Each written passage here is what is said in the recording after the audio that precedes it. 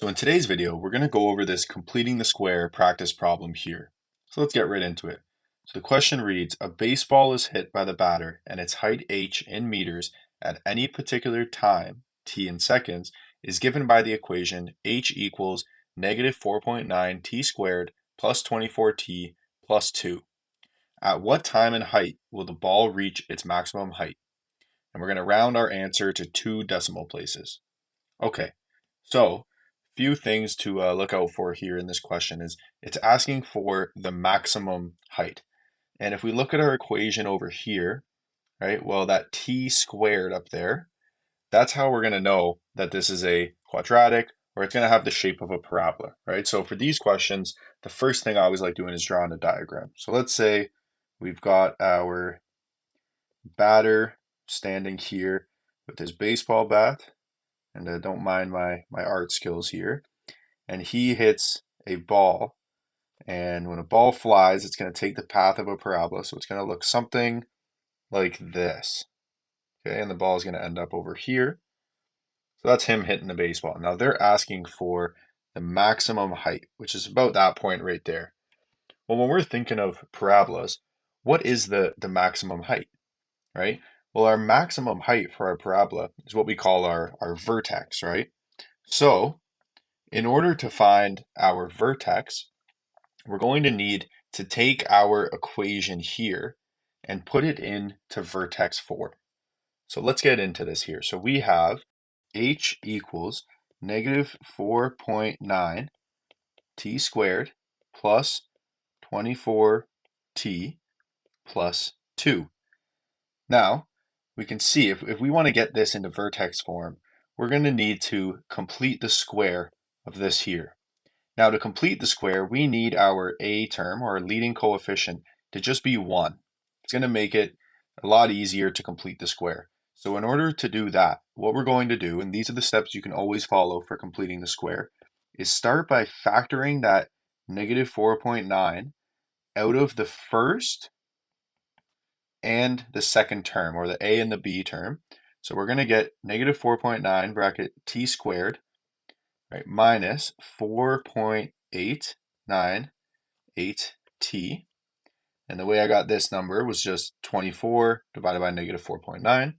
And now this plus 2, we're actually going to leave on the outside here. Now you could factor that as well, but you'll end up just multiplying it back out of the bracket after. So we're just going to leave it out right away.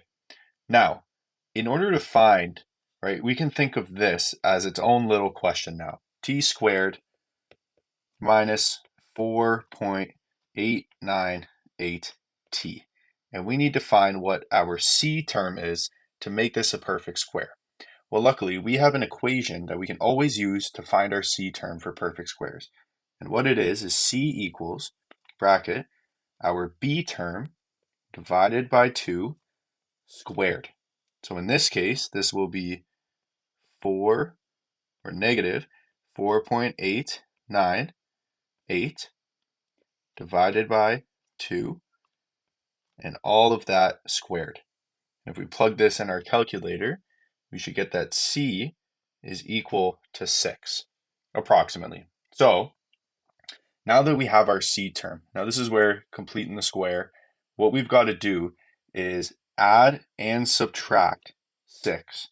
Now what I mean by that is we're going to write this out again with our negative 4.9 out front, t squared minus 4.898t. Now here, I'm actually going to do this in a different color to start. We're going to do plus 6 minus 6. And the reason we're allowed to do that is because if I add and subtract the same thing from an equation, then it's still going to be the same number. For example, if I have 1 and I add 6 and subtract 6, it's still going to be equal to 1. Okay, and then we can't forget about our plus 2 over there on the side. So now that we've done this, what we're going to do is multiply this negative 4.9 in times that negative 6. Because what we want to do now is basically get this to be its own question, or its own simple trinomial that makes a perfect square. So we're going to multiply that 4.9 in times that negative 6. So what we're going to get is h equals, now we still have that negative 4.9 out front because it's still being factored out of that t squared and these other terms here, but we're just multiplying it by that -6. Now we still have that, that's all the same, but now when we multiply that in there, we get plus 29.4 plus 2. Okay, so now up to this point, let's get another page here, right? This right here is what we made our perfect square.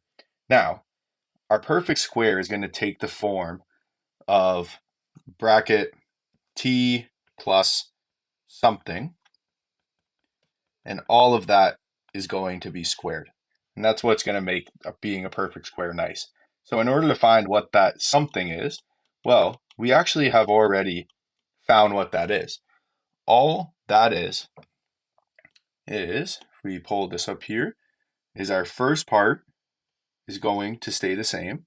So we're going to still have h equals -4.9. But now, instead of this t squared minus 4.898t plus 6, this is going to become t minus 2.449, all of that squared. Now, you might be wondering, where did I get this 2.449 from? Well, all it is, if you take our b term, right, which our b term is equal to 4.898, if you take that b term and divide it by 2, that is what this term in our perfect square is going to be. So you can try that on your calculator, but 4.898 divided by 2 is going to be that 2.499. So the last part here is we can't forget about these numbers. And now that they're both outside the bracket, we can add them together. So we're going to get plus 31.4. Now let's just rewrite this out down here to be clean. So h equals -4.9 bracket t minus 2.449, all of that squared, plus 31.4. Okay, so we've got this into vertex form. Now let's go back up and see what this question actually asks. It asks, at what time and height will the ball reach its maximum height? So, like we said at the beginning, well, that's just asking for the vertex. And in our vertex form, right, this will be our x-coordinate, or in this case, our time coordinate, and this will be the height of the ball. So our final answer will be, therefore, the ball will reach its maximum height after and we'll round here, so 2.45 seconds. And we'll say that's at a height of 31.4 meters. Now, what this answer actually means mathematically is if we had a parabola that we were graphing, it means that our vertex right here, right, this would be t and this would be h. Well, our t at our vertex is 2.45 and our h at our vertex is 31.4.